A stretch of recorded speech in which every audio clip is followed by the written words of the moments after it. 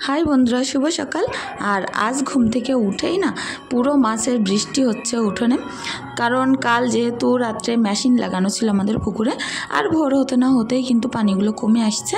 तो माछगुलो ना धरे निले एरपरे रোद्दुर उठे जाबे और मारा जाबे। तो आमी तो सारा रात जेगे जेगे अनेकबारই देखेছিলাম मेशिन चलছে और बारबार उठते হচ্ছিল মাছটা চুরি হওয়ার ভয় আছে। তো ভোরবেলা যখন আমি ঘুমিয়ে পড়েছিলাম তখন আমার হাজবেন্ড একা একা ধরে পুরো উঠোনে ভর্তি করে ফেলেছিল। আমি চোখ খুলে দেখছি যে আমার উঠোনে পুরো মাছের বৃষ্টি হচ্ছে। দেখো কতটা চ্যাং, শোল, কই আরও তো অন্যান্য জাপানি পুঁটি, তারপরে অনেক বড় বড় পাঙাশ ট্যাংরা মাছ ধরেছিল। তো সেগুলো আমি দেখছিলাম। তো উঠোনে বাড়ির আশেপাশের বাচ্চা কাচ্চারা ভর্তি হয়ে গেছিলো, কারণ প্রত্যেকবার যখন পুকুর ছেঁচা হয় ওরা কিন্তু চলে আসে আর অনেক আনন্দ করে মাছ ধরে। হাজব্যান্ড এখন জাল ফেলে দেখো কত বড় বড় পাঙাশ ট্যাংরা মাছ ধরেছে। তো এই মাছগুলো না আমাদের ছাড়া ছিল না, কোথার থেকে এসেছে আমরা নিজেরাও বুঝতে পারছি না। আর হয়তো দেখতে ছোট লাগছে কিন্তু প্রচুর বড় বড়। ওদিকে দেখো পানি ছেঁচা হচ্ছে আর প্রায় এখন ভোর ভোর হয়ে কেটে রোদ্দুর উঠবো এরকম একটা অবস্থা। তো দেখো চারিদিকে এখনো পর্যন্ত রোদ্দুর উঠেনি, এবার সূর্য মামু উঠবে ভাব।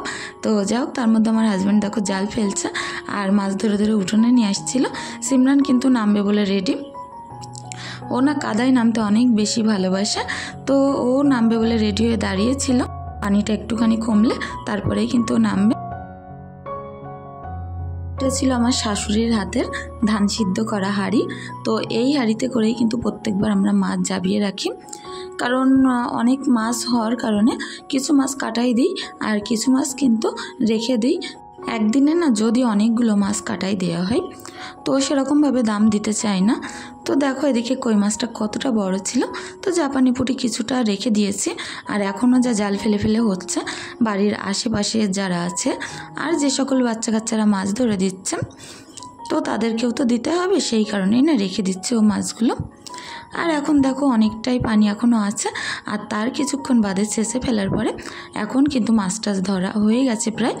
তো এবার না কোনো রকম চুনো পুঁটি মাছ হয়নি, শুধু ওই বড় বড় মাছ আর কিছুটা জাপানি পুঁটি হয়েছিল।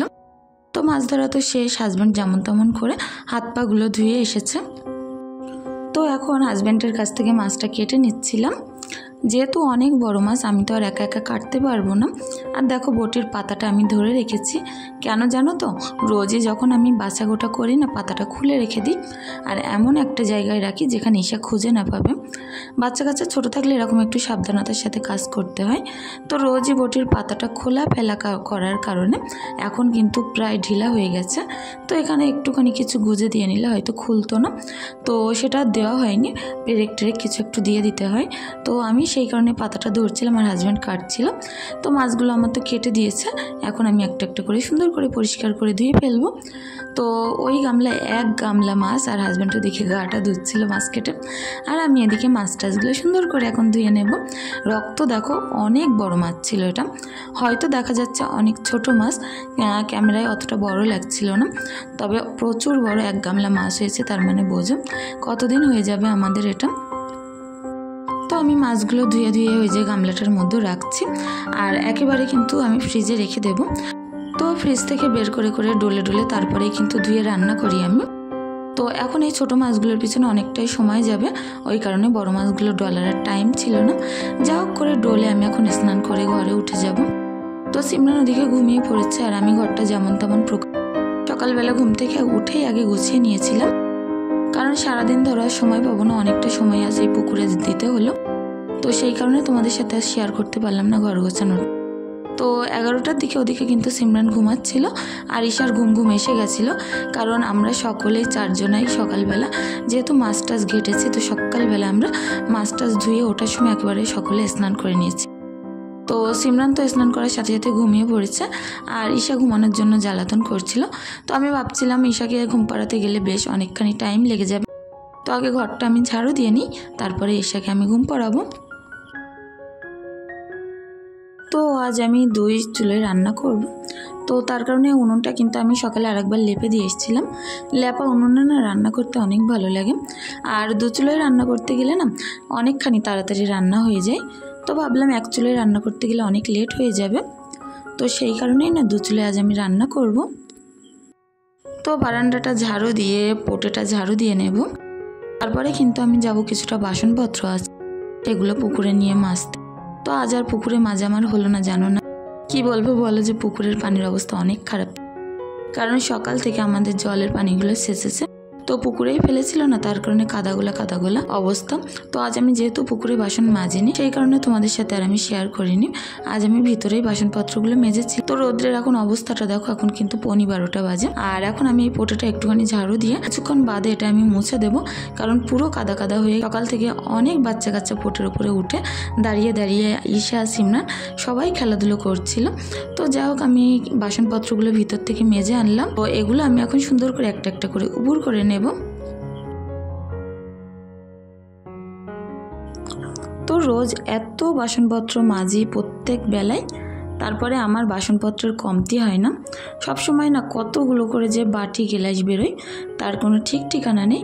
থালাগুলো তো মাজতে অতটা কষ্ট হয় না, কিন্তু যখন অনেকগুলো বাটি ঘটি হয়ে যায় তখন কিন্তু মাজতে বেশ কষ্ট হয়। তো দেখো, এখন সুন্দর করে সেগুলো আমি উপর করে নিয়ে আমি এখন যাব রান্না করতে। তো ঠিকঠাক করে সেটিং করে জিনিসপত্র রাখলে না দেখতে অনেক ভালো লাগে। তো আজ এখানটা একটু হয়তো বাজে লাগছে, অতটা গোছাতে পারলাম না। আসলে হাতে যদি বেশি সময় নিয়ে করা যায় কাজগুলো অনেকটাই সুন্দরভাবে করতে পারি, তবে তাড়াহুড়ো করলে না একটু অসুবিধা হয়ে যায়। তো যা হোক, সেগুলো রেখে আমি যে জামা কাপড়গুলো আমি কেচে ধুয়ে দিয়েছিলাম স্নান করার পরে সেগুলো এখন মেলে দিচ্ছি। কারণ সকাল থেকে না এত পরিমাণে মাছের যে বালতিগুলো তুলেছিল বাচ্চারা, তো সেগুলো থেকে আমি বয়ে বয়ে মাছগুলো ঢেলেছিলাম। আর সমস্ত বালতির কাদা আমার নাইটি জামা কাপড় ভর্তি হয়ে গেছিলো। সেই সঙ্গে সিমরান আর ঈশা বাদ যায় কেন, ওদের জামা কাপড়েরও কিন্তু একই হাল। তো আমি সেই কারণেই সবগুলো একসঙ্গে পরিষ্কার করে কেচে ধুয়ে এখন মেলে দিচ্ছি। আর এখন এই বৈশাখ মাসের রোদ্দুরে 10 মিনিট কি 15 মিনিটের ব্যাপার সুতি জামা কাপড়, তার মধ্যে শুকিয়ে হাড় হয়ে যাচ্ছে। তো দেখো, সেই মাছগুলো যেগুলো কেটে ধুয়ে নিয়ে এসেছিলাম, তো সেগুলো আমি এখন পাত্রে ঢেলে ফ্রিজে রেখে দেবো। আর যেগুলো রান্না করব সেগুলো তো আলাদা করে রাখবো। তো এদিকে আমি পুঁটি মাছগুলো একটা একটা করে আলাদা করে নিচ্ছিলাম, কারণ হাজব্যান্ড না প্রচুর ভালোবাসে এই বড় বড় পুঁটি মাছ খেতে। তো হাজব্যান্ডের জন্য পুঁটি মাছ নিলাম, আর আমাদের জন্য পাঙাশ ট্যাংরার পেটি দাকা একটু বেশি করেই নেব, বাড়ির মাছ যেহেতু, তো বেশি করেই খাবো। তো এখানে আমি 5-6 পিস মতো নিয়েছিলাম দুপুরের জন্য আর রাত্রের জন্য। আর 6 পিস মাছ এতটা বেশি খাওয়া যাবে না, কারণ এটা প্রচুর বেশি তেলাদ্দ। বেশি খাবো বললেই তো আর বেশি খাওয়া যায় না, কারণ আজ যে বাচ্চারা পুকুরে মাছ ধরে দিয়েছিল না, ওদের জন্য মাছ ঝোল করতে হবে। তো আমি 6 পিস মাছ নিয়েছিলাম দাকা মতো দেখে, আর কিছুটা পেটি নিয়েছিলাম। তো ঈশা আর সিমরান পেটি খেতে অনেক ভালোবাসে, আমিও তাই। তো আমাদের জন্য এক পিস করে দুপুরের মতো নিয়েছি। আর বাচ্চাগুলোর খেতে দেবো যেহেতু দুপুরবেলা, তো সেহেতু বেশি করেই নিয়েছিলাম একটু। রাত্রিবেলা কিন্তু এই মাছটা দিয়ে আর খাওয়া হবে না, কারণ এই তেলাদ্দ মাছগুলো যতটা অ্যাভয়েড করে চলা যায় ততটা বেশি ভালো। তো আমি তেলের মধ্যে একটু নুন দিয়ে দিলাম, গরম তেলের মধ্যে, কারণ নুন দিলে না মাছগুলো তলায় আর লাগবে না। তো সেই কারণে নুনটা দিয়ে তার মধ্যে মাছে নুন হলুদ মাখিয়ে নেব এখন সুন্দর করে। এক হাতে পাতা দিয়ে জাল দিচ্ছিলাম, এক হাতে নুন হলুদ মাখাচ্ছিলাম। তো এইভাবেই কাজগুলো আমার করতে হয় উনুন পারে। একটা একটা করে এখন মাছগুলো তেলে ছেড়ে দিচ্ছি। অনেকটা বড় বড় পিস ছিল, তো এই কপিস মাছে পুরো এক কড়া ভর্তি হয়ে গেছিলো। তো তোমরা হয়তো দেখে মনে করছো কড়াটা হয়তো অতটা বড় লাগছে না, কিন্তু কড়াটা না প্রচুর বড় ছিল। তো বন্ধুরা, তোমাদের আজকেও একটা কথা বলতে চাই প্রতিদিনের মতোই, যে যদি আমার ভিডিওটি দেখে তোমাদের মন থেকে কিছু ভালো লেগে থাকে, যদি সামান্যতম ভালো লেগে থাকে, তোমরা যদি আমার চ্যানেলে নতুন হয়ে থাকো প্লিজ চ্যানেলটি সাবস্ক্রাইব করে পাশে থাকতে পারো।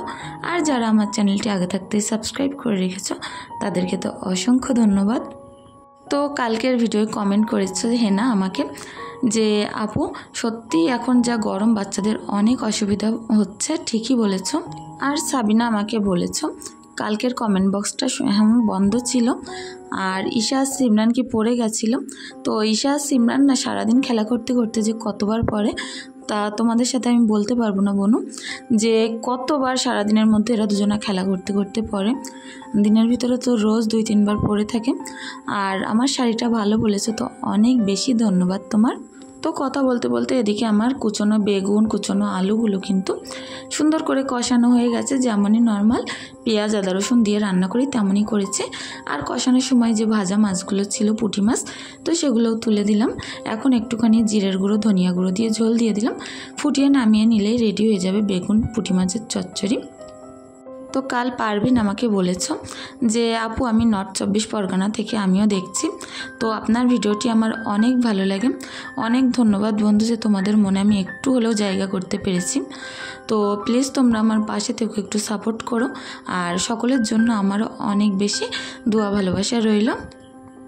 তো হালিমা আমাকে বলে কালকের রিপ্লাই দেওয়ার জন্য অনেক ধন্যবাদ, আর আমাদের জন্য একটু দোয়া করবেন আপু। তো আমার তরফ থেকে সত্যি তোমাদের জন্য অনেক দোয়া রইল, আর আমাদের জন্য একটু ভালোবাসা আশীর্বাদ রেখে। তো যাই হোক, এদিকে কথা বলতে বলতে দেখো এখন মাছের ঝোলটা আমি প্রায় রেডি করে ফেলেছি। তো পেঁয়াজ আদা রসুন একসঙ্গে পেস্ট করে নিয়েছি, সেটা তেলের মধ্যে দিয়ে এর মধ্যে নুন হলুদ লঙ্কার দিয়ে মাছগুলো আমি ভাজা মাছগুলো তুলে দিলাম। সুন্দর করে একটু নেড়ে চেড়ে কষিয়ে নিয়ে এগুলো কিন্তু ঝোল দিলে মাছের ঝোলটা একটু ফুটিয়ে নামিয়ে নেওয়ার আগে এর মধ্যে জিরের গুঁড়ো ধনিয়া গুঁড়ো গরম মশলার গুঁড়ো দিয়ে নামিয়ে নিলেই কিন্তু রেডি হয়ে যাবে। তো উনুন পাড়ে না বসে রান্না করছিলাম, অনেক কষ্ট হচ্ছিল, প্রচণ্ড গরম লাগছিল। এখন গলা বুক পুরো শুকিয়ে আসছিল। এই গরমে যে কতবার পানি খাচ্ছি তার ঠিক ঠিকানা নেই, কিন্তু তারপরেও না গলা বুক পুরো শুকিয়ে হাড় হয়ে যাচ্ছে। তো ভাবছিলাম রান্নাটা এদিকে হতে থাকুক, আর এখন তো ঝোলটা ফুটে উঠলে নামিয়ে নিলেই রেডি হয়ে যাবে। তো রান্নাটা হয়ে গেলে নামিয়ে রেখে ঘরে যাব। তো কাল রাত্রে আমি একটু আখের গুড় ভিজিয়ে রেখেছিলাম, কারণ আখের গুড়টা না অনেকটাই ঠান্ডা, আর সেটা দিয়ে আমি একটুখানি অরেঞ্জ জুস বানিয়ে নেব। তো সেটা আমি বানিয়ে নিয়েছিলাম 1 গামলা। এখন এটা দুপুরবেলা খেয়ে নেব। এর মধ্যে সামান্য একটুখানি নুন দিয়েছিলাম, এটা না আমাদের শরীরকে অনেক বেশি চাঙ্গা করে, আমার তো অনেক ভালো লাগে দুপুরবেলা। তারপরে দেখো বিকালবেলা হাজবেন্ড বললো একটু ঘুরতে নিয়ে যাবে।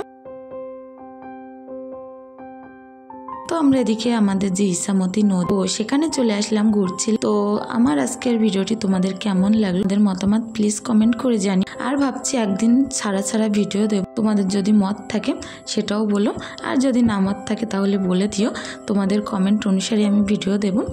রোজ হয়তো ভিডিও দিতে একটু অসুবিধা হয়ে যাচ্ছে, তো সেই কারণে ভাবছিলাম যে একদিন ছাড়াই দেব। তো তোমরা অবশ্যই কমেন্ট করে জানিও যে কোনটা করলে ভালো হয়। তো এখানে সিমরা নিশা দুজনাই এখন বসে থামস আপ খাচ্ছিল, আর ওর পাপা গাড়ি চালাচ্ছিল, আর আমি ঠান্ডা হাওয়ায় বসে দেখছিলাম সব কিছু। তো তারপরে একটা শপে যাওয়ার ইচ্ছা আছে, সেখানেও চলে আসলাম। তো এখান থেকে একটুখানি কিছু কেনাকাটা করে বাড়ি যাব। সকলে অনেক বেশি ভালো থেকো, সুস্থ থেকো, আর আমাদের জন্য একটু দোয়া করো। ধন্যবাদ।